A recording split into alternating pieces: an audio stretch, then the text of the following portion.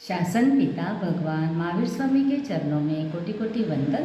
असीम असीम उपकारी सभी ज्ञानी गुरु भगवंतों के चरणों में कोटि कोटि वंदन। मोक्षगामी सभी आत्माओं को जय जिनेन्द्र। अगर मृत्यु को महोत्सव बनाना है तो जैन दर्शन में उसकी एक विधि बताई गई है कि संथारा सहित जिनकी मृत्यु होती है उसे मृत्यु का महोत्सव कहा जाता है। जिसका जन्म है उसका मृत्यु तो निश्चित ही है, ये हम सब जानते हैं। और आयुष्य कर्म पूर्ण होते ही आत्मा का शरीर में से निकल जाना या शरीर में से प्राण का निकलना उसे मृत्यु कहा गया है। ये सब तो हम जानते ही हैं। शास्त्र की अपेक्षा से मृत्यु के दो प्रकार, मरण के दो प्रकार बताए गए हैं। एक है सकाम मरण। सकाम मरण यानी सम्यक देव गुरु धर्म के ऊपर श्रद्धा व सम्यक मरण, उसके साथ जो मृत्यु होती है उसे सम्यक मरण कहा गया है। और मिथ्यात्व की हाजिरी में जो मृत्यु होती है, मरण होता है, उसे अकाम मरण कहा जाता है। जैसे श्रावक 12 व्रत अंगीकार करते हैं और साधु संत 5 महाव्रतों का पालन करते हैं, तो व्रत की अपेक्षाएं 3 प्रकार बताए गए हैं। पहला है बाल मरण। बाल मरण यानी जो विदाउट एनी व्रत पचखान से मृत्यु होती है वह। बाल पंडित मरण यानी जो देशवृत्ति या आंशिक व्रत पचखान लेकर जिनकी मृत्यु होती है उसे देशवृत्ति मरण कहा गया है। और पंडित मरण यानी सर्ववीर्ति यानी साधु संतों का मरण। अब अनशन, संलेहना और संथारा, ये सभी का अर्थ अगर देखते हैं, अनशन यानी जाव जीव के लिए प्रत्याख्यान पूर्वक आहार पानी का त्याग करना, उसे अनशन कहा गया है। और संलेखना वह अनशन धारण करने की पूर्व तैयारी करने रूप उसे कहा गया है। यानी संलेखना जब भी हम अगर धारण करना है, संथारा धारण करना है, तो आहार का त्याग हमारे को करना ज़रूरी कहा गया है। संथारा यानी ही अनशन, और वहाँ पे 3 या 4 आहारों का जावजीव के लिए या थोड़े समय के लिए भी उसका त्याग हम कर सकते हैं। अब संथारा में किसके किसके पचखान लिए जाते हैं, तो कहा जाता है कि संथारा में 18 पापस्थानक, 4 आहार और 1 शरीर, ऐसे 23 पचखान किए जाते हैं। कहा जाता है कि जिसे संथारा का पाठ आता है तो उस पाठ में बोला जाता है जहाँ से सम्मम पानाई वायम पचखामी से लेकर ईमम शरीरम तक ये सभी के पचखान लिए जाते हैं। अब संथारा का इम्पोर्टेंस एक श्रावक के जीवन में या साधु संतों के जीवन में इसीलिए कहा गया है कि यह श्रावक का चौथा विसामा है और साधु संत और श्रावक दोनों का यह तीसरा मनोरथ कहा गया है। सकाम मरण और पंडित मरण, हम अगर संथारा से मृत्यु आती है तो उसे कहा गया है। अब संथारा कहाँ पे और कौन सी जगह पे करना चाहिए और उसकी विधि क्या है, इसके बारे में भी हम थोड़ा जानेंगे। जैसे भी कब करना है संथारा, तो इसके लिए भगवान ने बताया गया है जब भी शरीर धर्म आराधना करने के लिए सक्षम न हो, शक्ति हमारी पूरी क्षीण हो गई हो और शरीर में ऐसा असाध्य रोग हो गया हो कि वह अब मरणांतिक उपसर्ग आने से उसे बचाया नहीं जा सकता, ऐसे सिचुएशन में संथारा के पचखान कर सकते हैं। अब संथारा लेने की विधि में कहा गया है कि जिन्हें भी संथारा लेना है उन्हें वहाँ पर जो भी क्षेत्र में संथारा के पचखान करने हैं उस क्षेत्र की स्वच्छता यानी पूंजना बहुत ज़रूरी होती है। पूर्व या उत्तर दिशा की तरफ मुख रखकर उसे जैसे स्टार्टिंग 2 हाथ जोड़कर, और अगर हो सकता है तो नमोथुनम की मुद्रा में 3 नमोथुनम बोलने के बाद अगर वहाँ पे कोई साधु संत उपस्थित है तो उनकी आज्ञा से, अगर साधु संत उपस्थित नहीं है तो श्रावक श्राविका समक्ष अपने जितने भी व्रत पचखान पूर्व में लिए हैं उन्हीं सभी व्रत पचखानों की आलोचना की जाती है। उसके बाद 4 आहार, 18 पापस्थानक और शरीर का 3 योग और 3 करण से क्या होता है, उसमें त्याग करना होता है। यानी 9 कोटि के पचखान संथारा में किए जाते हैं।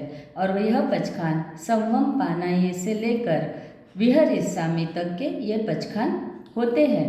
तो यह संथारा के पचखान एक एक दिन ऐड करते करते भी हम ले सकते हैं। जैसे अगर साधु संतों का सहयोग न मिले, कोई श्रावक श्राविका भी नहीं है, और अगर ऐसी सिचुएशन हम देखते हैं कि अब मेरा मृत्यु नज़दीक आ रहा है, तो स्वयं ही अपनी आत्मसाक्षी से सभी व्रतों की आलोचना करके संथारा ग्रहण कर सकते हैं। संथारा में अगर पानी की छूट रखनी है तो वहाँ पे 3 आहार का त्याग करना होता है, इसीलिए वहाँ पे पानम शब्द को छोड़कर 3 शब्दों का उपयोग करके संथारा के पचखान हम ले सकते हैं। अब संथारा में जो भी अगर गद्दी का उपयोग, पलंग का उपयोग करना है तो उसकी आगार यानी छूट रखकर हम पचखान ग्रहण कर सकते हैं। जैसे कहा गया है कि अभी तक शरीर को हमने इतना संभाला कि हमने शरीर को हमेशा इष्टकारी, कांत, सुंदर, प्रिय, मनोज्ञ और मन को अति ही प्रिय ऐसे मानकर, विश्वास योग्य, विशेष मानवा योग्य मानकर हमने उसे बहुत ही कैसे आभूषण के करंडीय समान, और या कहा जाता है कि रत्न के करंडीय के समान उसको हमने संभाल के रखा था, उसी शरीर का त्याग करने अब हम जा रहे हैं। अभी तक हमारे शरीर के ऊपर का ममत्व भाव था, लेकिन अब हमने हमारे शरीर के ऊपर का ममत्व भाव छोड़कर शरीर को अभी तक कितनी बातों से बचाया है, संभाला है, उसका पोषण किया है, ध्यान रखा है। तो बहुत गर्मी, बहुत ठंडी, और कहा जाता है कि छोटे छोटे जीवों से जो बचना होता है, मच्छर है, डांस है, सर्प, इनसे काटने से बचने के लिए, विविध रोगों से बचने के लिए औषधों का उपयोग कर वात, पीत, कफ ये सभी का निवारण करते करते जितने भी अभी तक उपसर्ग और परिशह आते हैं उनकी ट्रीटमेंट करके हमने अभी तक शरीर को बचाया है। लेकिन अब हमारा ऐसे समय आया है कि जहाँ पर हमें लगता है कि अब जितना हमने हमारे शरीर के लिए अब तक किया, अब आगे जो भी करेंगे वो कुछ भी काम में नहीं आने वाला, तब हम संथारा के पचखान कर सकते हैं। अब कहा जाता है कि मृत्यु के समय में एकदम अचानक संथारा के भाव आना, संथारा का पाठ याद होना या उसके संस्कार एकदम तो नहीं बनेंगे। उसके लिए अगर हमारे रूटीन जीवन में रोज रात को सोते हुए अगर उसकी प्रैक्टिस करते रहते हैं तो हम हो सकता है अंतिम समय में हमारी जागृति बनी रहे, और हम खुद अगर किसी भी ऐसे निमित्त हाजिर नहीं है, अगर हमारे साथ जो भी है उनको इसकी जानकारी नहीं है, तो हम खुद संथारा के पचखान कर सकते हैं।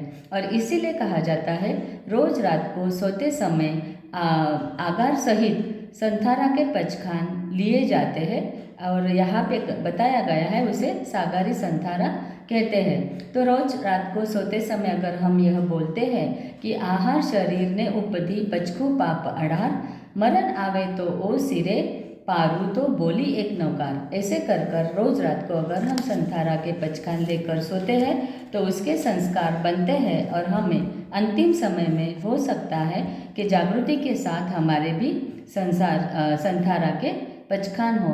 अब संथारा के पचखान मनुष्य गति में, मनुष्य भाव में, मनुष्यों की अगर ज्ञान है, जानकारी है, तो वो तो उनकी संथारा के साथ की मृत्यु संभवित है।